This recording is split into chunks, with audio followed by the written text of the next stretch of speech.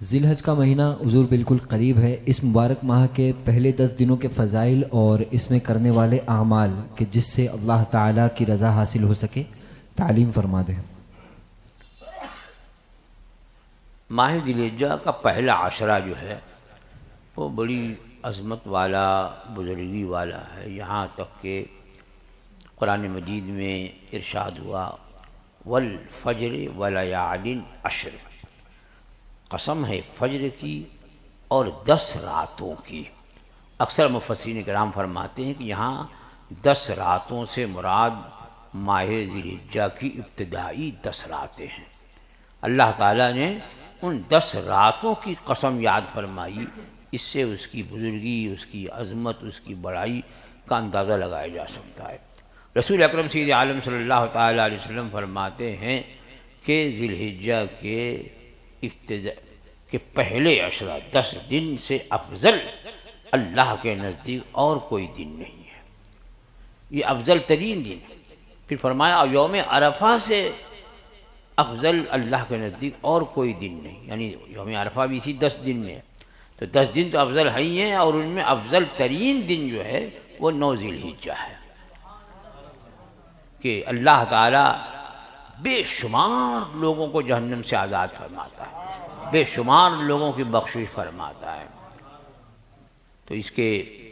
روزے بڑی اہمیت کے حامل، خصوصاً 9 ذی الحجہ یوم عرفہ کا روزہ کہ حدیث پاک میں سرکار نے فرمایا کہ مجھے امید ہے کہ عرفہ کا روزہ 1 سال آئندہ اور 1 سال پچھلے کے گناہوں کا کفارہ ہوگا۔ تو جب دن افضل ہے،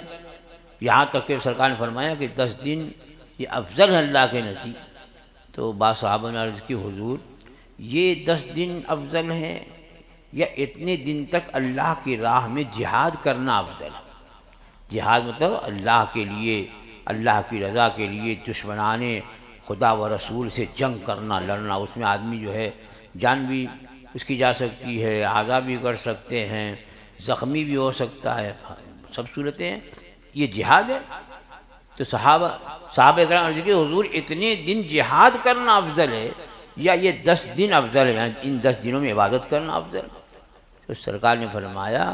کہ اتنے دنوں تک جہاد کرنے سے بھی زیادہ یہ 10 دن افضل ہے۔ اب اس سے اب سمجھ لیجیے، اب عبادت جو عبادت کریں، قرآن مجید کی تلاوت کیجیے، درود شریف پڑھیے، کہ قرآن اور درود کے بارے میں فرمایا گیا کہ جو قرآن کی تلاوت کرے، جو اللہ کے محبوب پر درود بھیجے تو وہ مانگنے والوں سے زیادہ پائے گا۔ بلکہ درود کے بارے میں سرکار نے فرمایا کہ اگر یہ کرو گے تو اللہ تمہارے سب کام بنا دے گا، تمہارے سارے گناہ بخش دے گا۔ تو کثرت سے درود، حجاج کو بھی یہی میں تاکید کرتا ہوں کہ وہاں جا کر کے وہ لوگ کنفیوژن میں ہیں کہ کون سی دعا پڑھیں، یہ پڑھیں نہیں پڑھیں، یاد نہیں ہے اور دیکھنے کا موقع نہیں ہے، تو اتنے کنفیوز ہونے کی ضرورت نہیں ہے۔ ہر مقام پر، ہر جگہ دعا کے بدلے درود شریف پڑھتے رہیے، مانگنے والوں سے زیادہ پائیے گا۔ اور تلاوت بھی اللہ تعالیٰ فرماتا ہے کہ جس کو قرآن کی، میرے کلام مجید کی تلاوت سوال کرنے سے روکے، یعنی تلاوت ہی مشغول ہے، دعا کر ہی نہیں رہا ہے، تو اس کو میں مانگنے والوں سے زیادہ عطا کروں۔ تو قرآن مجید پڑھیے، دیکھیے صحیح پڑھیے،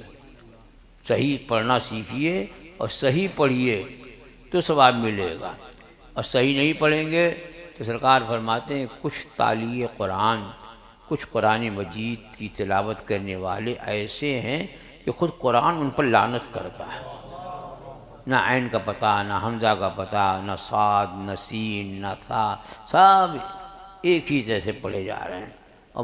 اور فخریہ بولیں گے آج تو 10 پارہ پڑھ ڈالا، 10 پارہ پڑھا کہ 10 رکوع پڑھا، صحیح پڑھا کہ نہیں پڑھا؟ تھوڑا پڑھو، صحیح پڑھو، ٹھہر ٹھہر رتل القرآن ترتیلا، ٹھہر ٹھہر کر قرآن پڑھو، مخارج کی ادائیگی کی رعایت کرتے ہوئے قرآن مجید پڑھو تو ضرور ثواب ملے گا۔